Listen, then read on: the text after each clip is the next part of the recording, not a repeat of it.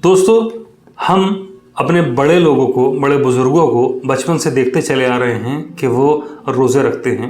उनको ही देखकर हम रोज़े रखते हैं, व्रत रखते हैं, फास्ट करते हैं या उपवास करते हैं। कभी हमने गौर करने की कोशिश की कि ऐसा हम क्यों करते हैं? इसके पीछे धार्मिक कारण हैं, रिलीजियस रीजंस हैं। That's why we keep the fast, हम रोज़ा रखते हैं। लेकिन कभी आपने ये गौर करने की कोशिश की कि रोज़ा रखने से या फास्ट रखने से, उपवास से हमारी बॉडी में होता क्या है? Is it really helpful for us? इससे हमें होता, इसी टॉपिक पर आज हम बात करेंगे। ये हमारा बड़ा इंपॉर्टेंट टॉपिक साबित होने जा रहा है। दोस्तों, मेरा नाम है डॉक्टर अनस और मैं अपने चैनल पर इंफॉर्मेशन लाता हूँ ऑथेंटिक सोर्स से, ताकि आप अपनी हेल्थ के प्रति जागरूक रहें, सेहत के प्रति सजग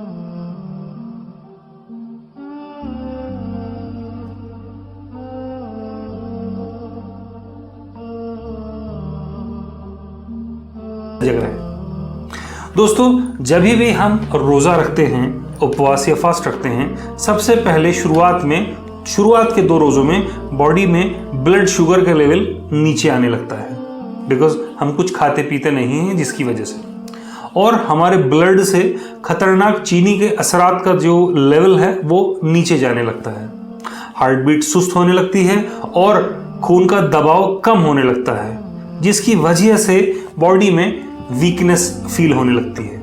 और इनफैक्ट बॉडी में जो ब्लड में एंड ऑर्गन्स में जो ग्लाइकोजन जमा होता है वो रिलीज होने लगता है, और उसके बाद टॉक्सिक मटेरियल रिलीज होने लगते हैं, जिसकी वजह से हमें कई बार सर दर्द या चक्कर आना या मुंह से स्मेल आना, बैड ब्रेथ का होना, जिसको हैलिटोसिस कहा जाता है, वो हमें होती है।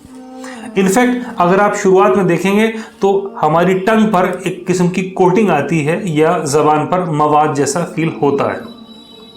इसके बाद 3 से 7 रोजे तक दोस्तों जिस्म की चर्बी टूट फूट कर ग्लूकोज में बदल जाती है और हमारी स्किन मुलायम होने लगती है, स्मूथ होने लगती है, चिकनी होती है और जिस्म भूख का आदी होने लगता है।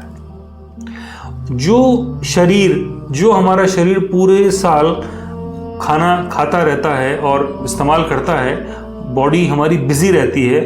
Digestive system, that is one of the most important system of our body. Digestive system, हमारा निज़ाम हज़म 1 साल से जो मुसलसल काम करता चला आ रहा है, उसको छुट्टी मिल जाती है और वो 1 महीने के लिए छुट्टियां मनाता है। इस दौरान हमारी बॉडी में से खासतौर पर ब्लड में व्हाइट ब्लड सेल्स बढ़ने लगते हैं, जिसकी वजह से हमारे शरीर की इम्यूनिटी बढ़ती है, क़ुव्वत मनात बढ़ती है। और इसके साथ ही दोस्तों आंतों में और कोलोन की मरम्मत का, रिपेयरिंग का काम शुरू होने लगता है।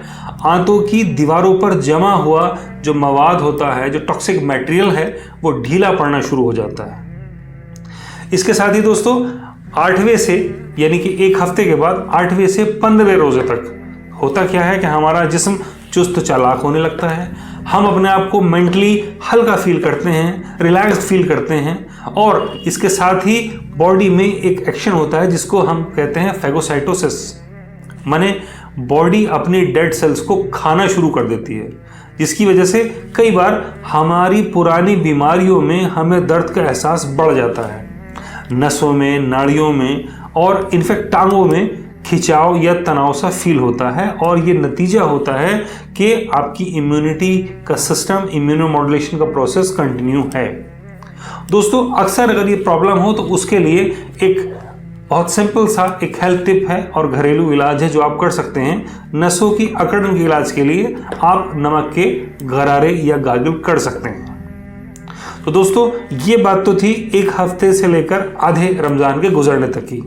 अब हम बात करते हैं 15 रोज़े बीतने के बाद हमारी बॉडी में क्या क्या चेंजेस आते हैं। इसके साथ ही दोस्तों 16वें रोज़े से और 30वें रोज़े तक, यानी कि at the end of the month of Holi Ramzan, या हमारे व्रत का जो अंतिम रोज़ा होता है, तब तक हमारा जिस्म भूख और प्यास को बर्दाश्त करने का आदी हो जाता है, और इसके साथ हम अपने शरीर को पहले से कहीं ज़्यादा चुस्त और चाक चौबंद महसूस करते हैं।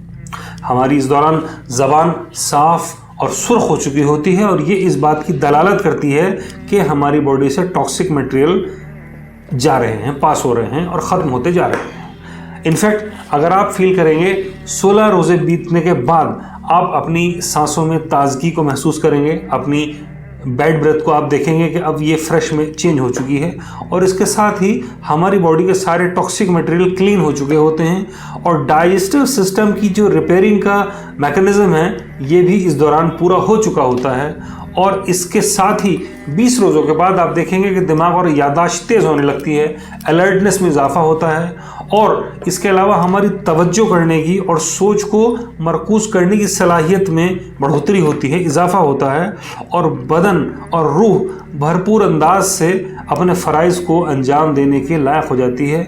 जिस तरह से आप एक गाड़ी को चलाते हैं और उसके बाद उसको सर्विसिंग की ज़रूरत पड़ती है, ठीक इसी तरह से हमारा निज़ाम, बॉडी का जो सिस्टम है जिसको हम जिस तरह से रेगुलरली यूज़ करते हैं, मुसलसल 1 साल तक हम इसको इस्तेमाल करते हैं और उसके बाद उसको भी सर्विसिंग की, रिपेयरिंग की ज़रूरत होती है, जिसके चलते ये हमारा 1 महीने के अंदर अंदर पूरा बॉडी का सिस्टम सर्विस हो जाता है और इसके साथ ही अगले साल के लिए काम करने के लिए तैयार हो जाता है। तो दोस्तों, आज की वीडियो आपको कैसी लगी कमेंट सेक्शन में बताइएगा। हमें आपके कमेंट्स का बेसब्री से इंतज़ार रहेगा। जुड़े रहिए हमारे चैनल से। Thank you so much, take care, thank you.